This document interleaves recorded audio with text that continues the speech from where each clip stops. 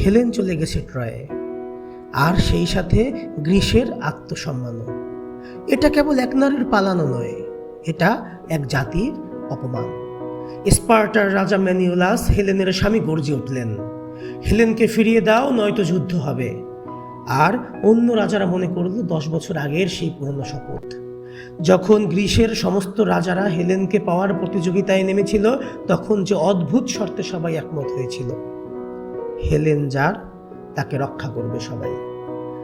Greece জুড়ে যুদ্ধের প্রস্তুতি, 1000 জাহাজ, 1 লক্ষ সৈন্য, 1 লক্ষ অঙ্গীকার। অ্যাগামেমনন, ওডিসিয়াস, অ্যাকিলিস সবাই প্রস্তুত যুদ্ধের জন্য। কিন্তু বাতাস থেমে গেল। দেবী আর্টেমিস রেগে আছেন, বলিদান চাই এক রাজকন্যার। আর একজন পিতা নিজেই হয়ে উঠলেন কসাই।